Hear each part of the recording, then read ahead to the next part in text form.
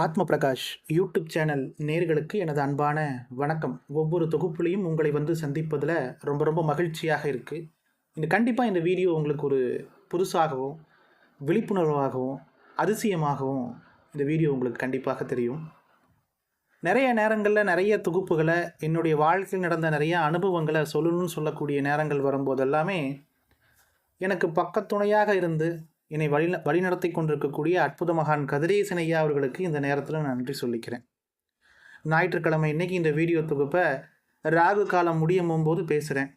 ரொம்ப சந்தோஷம். இந்த பிரபஞ்சத்துக்கு ரொம்ப ரொம்ப சந்தோஷம். எந்த ஒரு செய்தியாக இருந்தாலும் சரி, உங்களுக்கு ஒரு ஃபோனே வருதுன்னா அது இந்த பிரபஞ்சத்தோடைய கண்ட்ரோலில் தான் வருது. நம்ம வாழ்க்கையில் நடக்கக்கூடிய அனைத்து சம்பவங்களுக்கும் இந்த பிரபஞ்சத்துக்கும் நம்மளுக்குள்ள இருக்கக்கூடிய ஆள் மனதுக்கும் நிறைய சம்மந்தம் இருக்குது. சரி, இன்றைக்கி நேரடியாக தொகுப்புக்குள்ளே போகலாம். முத்துசாமின்னு சொல்லக்கூடிய ஒரு நண்பருக்கு என்னுடைய குருநாதர் கனகராஜ் ஐயா அவர்கள் நாடி பார்த்த ஒரு அதிசயமான மெய்சிலுக்கக்கூடிய ஒரு சம்பவத்தை தான் இன்றைக்கி நான் சொல்ல போகிறேன். இது நடந்து பல வருடங்கள் ஆனாலும் அதிசயங்கள் இன்றைக்குமே அதிசயங்களாகத்தான் இருக்கும். அகத்திய பெருமான் தன்னுடைய ஜீவநாடி நாடியில் சொன்ன ஒரு தகவல், அதை எல்லாருக்குமே இன்றைக்கி நான் சொல்லணும்னு ஆசைப்பட்றேன். அந்த சம்பவத்தோடு சொல்கிறேன். அந்த முத்துசாமி வந்து பார்த்தீங்கன்னா தனக்கு தீராத ஒரு பிரச்சனை. அவரோட பிரச்சனை என்னென்னா, நல்ல தொழில் போய்கிட்டு இருக்கு. தொழிலில் லாபம் வரும்போது எல்லாமே மருத்துவ செலவாக போயிடுது, இல்லைன்னா விரயம்னா இவர் வேற யாருக்கோ பணம் கொடுத்து மாட்டிக்கிறார். இப்படி தொடர்ந்து இவருக்கு இந்த பிரச்சனை வந்துக்கிட்டே இருக்குது. இவர் ஒரு தனியார் நிறுவனத்தில் பணிபுரிஞ்சிட்டு இருக்காரு. அது மட்டும் இல்லாமல் சைட் பை இவர் வந்து ஒரு பிஸ்னஸும் பண்ணிக்கிட்டு இருக்கார். அந்த பிஸ்னஸில் ஒரு குறிப்பிட்ட அளவில் நல்ல ஒரு லாபம் வருது. அந்த வர லாபத்தை இவருக்குன்னு செலவு பண்ணும்போது இவருக்கு நோய் வந்துடுது. இல்லைன்னா இவர் நோய்க்கு ட்ரீட்மெண்ட் பார்த்துட்டு இருக்கும்போது அடுத்த மாதம் அதுக்கான இன்கம் வரும் இல்லைங்களா? அப்போ அவர் என்ன பண்ணுறாரு, வேறு ஒருத்தர் கடன் கொடுத்துட்றாரு பணத்தை பெருக்கிறேன்ட்டு. இப்படி தொடர்ந்து இதுதான் அவருடைய பிரச்சனை. இதுக்கு தான் அவர் வந்து கேட்க வந்திருக்காருன்னு சொல்கிறத அவரே வந்து சொன்னார். எப்போதுமே அவங்க பிரச்சனையை அவங்களே சொல்லும் போது அவங்க பக்கத்துலேயே ஒரு கெட்ட கருமா உட்காந்துட்டுருக்குன்னு சொல்கிறத தெளிவாக நம்மளால் உணர முடியும். சில நேரங்களில் அது நான் நிறைய இடங்களில் உணர்ந்திருக்கேன்.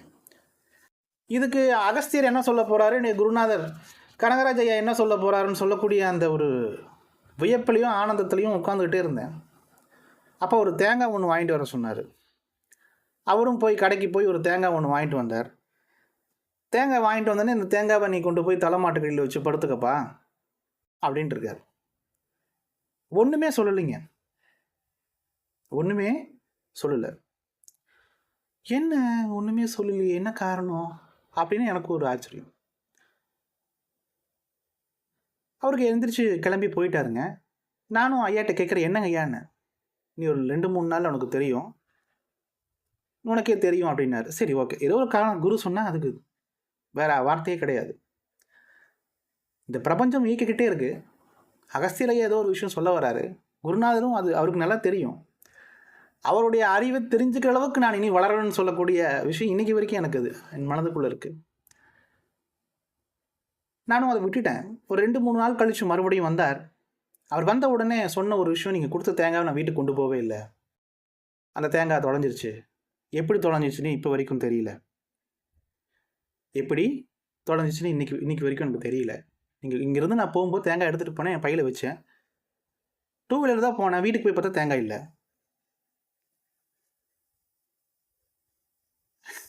அதிசயம் பாருங்கள். அப்போ தான் அவர் 7 எடுக்க படிக்க ஆரம்பித்தார். அகஸ்தியர் என்ன சொன்னாருன்னா, இவன் போகிற வழியில், இந்த நாடி படிச்சுட்டு போகிற வழியில் சிக்கன் சாப்பிட்ருக்கான். சிக்கன் சாப்பிட்ட இடத்துல இந்த தேங்காய் வச்சுட்டு வந்துட்டான் அப்படின்னார். அப்போது என்ன சொல்ல வர்றாருன்னா, அந்த 17 நிமிஷத்தை வந்து மென்ஷன் பண்ண வர்றார் ஐயா.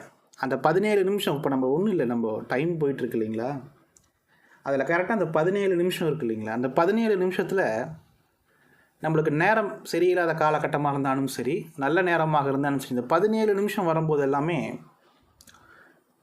சண்டை, நான்வெஜ், ஒரு வீட்டில் சண்டை நடக்குதுன்னா கரெக்டாக அந்த 17 நிமிஷத்தில் ஸ்டார்ட் ஆகும். இல்லைனா சண்டை 17 நிமிஷத்தில் வந்து முடியும். அந்த 17 வினாடியை சொல்ல வரேன், நிமிடங்களை சொல்ல வரேன். அப்போ சொன்னார், இந்த 17 நிமிடம் சொல்கிறது என்னுடைய கர்மா. இவனுக்கு இன்னும் 9 வருடங்கள் இவன் இதை அனுபவிச்சு தான் ஆகணும். அதனால் இவனுக்கு ரெமெடியெல்லாம் ஒன்றும் சொல்லாத.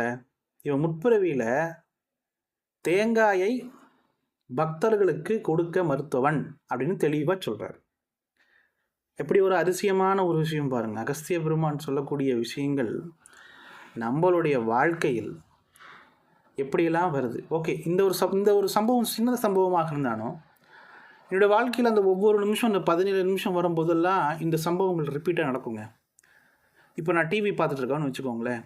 அந்த 17 நிமிஷத்தில் யாரோ ஃபைட் பண்ணுறதோ, இல்லை யாரோ நான்வெஜ் சாப்பிட்றதோ, இல்லை அடிதடி நடக்கிறதோ, இந்த மாதிரி விஷயங்களாகவே எனக்கு வரும். அந்த 17 வினாடியில் ஒரு ரகசியம் அடைஞ்சிருக்கு. அதனால் நீங்கள் வாழ்க்கையில் முக்கியமான முடிவுகள் எடுக்க போகும்போதும், முக்கியமான விஷயங்களை பற்றி நீங்கள் முடிவெடுத்து அதை செயல்படுத்த போகும்போது 17 நிமிடத்தை மட்டும் தவிர்த்துடுங்க. கரெக்டாக இந்த 17 நிமிடம் வரும்போது ஏதாவது ஒரு விநாயகர் கோவிலுக்கு போய் தேங்காய் உடைச்சிட்டு வரதை நீங்கள் வழக்கமாக வைங்க. சதுர தேங்காவை. பிரச்சனைகளுக்கு தடை அப்படியே நிவர்த்தி ஆகிடும். அது எந்த பிரச்சனையாக இருந்தாலும் சரி. நீங்கள் 17 வாரம் இதை எடுத்துக்கோங்க. வாரத்தில் ஒரு நாள், அது எந்த நாள் வேணால் வச்சுக்கோங்க. 17 வாரம், அந்த 17 நிமிஷம் நீங்கள் நினைக்கலாம் 1 மணி நேரம் 17 நிமிஷம், 2 மணி 17 நிமிஷம், 3 மணி 17 நிமிஷம். ஆனால் 17 நிமிஷம் இருக்கணும். 24 மணி நேரத்தில் நீங்கள் அந்த 17 நிமிஷத்தை எப்படி வேணால் எடுத்துக்கலாம். இது அதிசயம். நான் இதை செய்து பழக்கப்படுத்தி அதிலிருந்து நிறைய அனுபவங்களை கற்றுக்கிட்டதுனால சொல்கிறேன். எனக்கு இந்த டூல் கிடைச்சது, இந்த விஷயம் எனக்கு இந்த சூட்சுமத்தை கிடைச்சது கனகராஜ் ஐயாவுடைய ஜீவநாடியில் தான். எப்பேற்பட்ட தடையாக இருந்தாலும் சரிங்க, எப்பேற்பட்ட தடையாக இருந்தாலும் சரி நிவர்த்தி ஆகிடும். இது உண்மை, சத்தியம். அதுக்காக வேறத்தவங்க அழிஞ்சு போயிடணும், வேறத்த என்னை ஏமாற்றிட்டான், அடுத்த எனக்கு பணம் கொடுக்க, அப்படிலாம் பண்ணக்கூடாது. அப்படிலாம் வேண்டக்கூடாது. 17 நிமிஷம் வரும்போது நீங்கள் விநாயகரை வணங்கும் போகும்போது விநாயகர் கோவிலுக்குள்ளே இருந்து பாருங்கள். தொடர்ந்து விநாயகருடைய சுதியை பாடி பாருங்கள். விநாயகருடைய உருவத்தை மனதில் நினச்சிக்கிட்டே இருங்க. இந்த 17 நிமிஷம் விநாயகருக்கும் இந்த பிரபஞ்சத்துக்கும் மிகப்பெரிய ஒன்று கனெக்ட் இருக்குது.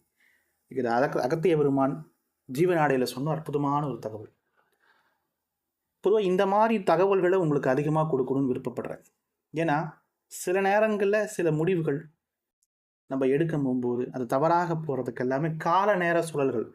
நீங்கள் எந்த அளவுக்கு சரியாக இருந்தாலும் உங்கள் கூட இருக்கிறவங்களும் நீங்கள் பார்க்குறவங்களும் அவங்களுக்கு அந்த நேர காலங்கள் சரியாக இருக்குமான்னு சொல்லி நம்மளால் ஊர்ஜிதமாக ஒரு முடிவுக்கு வர முடியாது. அதனால் நண்பர்களே, இந்த தகவலை இன்று இந்த நிமிடத்தில் சொல்லணும்னு சொல்கிறது இந்த பிரபஞ்சத்துடைய ஆணையம், என்னுடைய குருநாதருடைய ஆணையம். நான் எனக்கு தெரிந்த சில ரகசியமான விஷயங்களை புது வழியாக சொல்லி கொண்டிருக்கேன். தொடர்ந்து பேசும், நிறைய விஷயங்களை பற்றி பேசும். வர டிசம்பர் 15ஆம் தேதி பூஜை இருக்குது. எல்லாரும் வந்து கலந்துக்குவாங்க. அந்த உச்சிஷ்ட மகாகணபதியுடைய அந்த அபிஷேகத்தை பார்க்கும்போது மெய்சிலிருக்கக்கூடிய விஷயங்கள் நடக்கும். எப்போதுமே விநாயகப் பெருமானை வணங்குவதும் எம்பெருமான் ஸ்ரீ உச்சிஷ்ட மகாகணபதியை வணங்குறதும் அற்புதம், அற்புதம், அற்புதம். குருநாதர் சொன்ன அந்த டேட், அந்த டைமில் வணங்கும் போகும்போது நிறைய வாழ்வியல் முறை மாற்றங்கள் ஏற்படுது. இன்றைக்கி நம்ம பிரசன்னமும் பார்க்குறோம். பிரசன்னம் பார்க்கணும்னு இருக்கக்கூடிய நண்பர்கள் டிசம்பர் 15ஆம் தேதி சத்குரு கதிரேசனைய அறக்கட்டளையில் அடியனை வந்து சந்திக்கலாம். தொடர்ந்து நிறைய விஷயங்களை பற்றி பேசும். இந்த 17 நிமிடம் என் வாழ்க்கையில் நான் நிறைய இடங்கள்ல யூஸ் பண்ணி பார்த்துட்டேங்க. ரொம்ப ரொம்ப அதிசயம், அதிசயம், அதிசயம். அதிசயங்கள் தினந்தோறும் இந்த உலகத்தில், இந்த பிரபஞ்சத்தில் நடந்து கொண்டு தான் இருக்குது. மூட நம்பிக்கையான எந்த ஒரு விஷயத்தையும் நம்ம என்றைக்கும் ஆதரிக்கக்கூடாது. ஆனால் அதை நான் ஃபீல் பண்ணி இந்த செகண்டில், இந்த நிமிஷத்தில் இந்த விஷயங்கள் ரிப்பீட்டாக நடக்குது அப்படின்னு சொல்கிறது என்னுடைய ஆய்வு. குருநாதர் சொல்லி அதை நிறையா முறை நான் ஆய்வுப்படுத்தி இந்த வீடியோ வெளியிடுறேன். பல வருடங்கள் கடந்தாலும் எந்த நேரத்தில் எந்த தகவல் சொல்லணும்னு சொல்லக்கூடிய அந்த பிராப்தம் இருக்குதோ அந்த நேரத்தில் தான் சொல்ல முடியும். எனக்கு இந்த வாய்ப்பை கொடுத்த அற்புத மகான் கதிரேசன் ஐயா அவர்களுக்கு நன்றி சொல்லிக்கிறேன். தொடர்ந்து பேசுவோம் நிறைய விஷயங்களை பற்றி. வணக்கம்.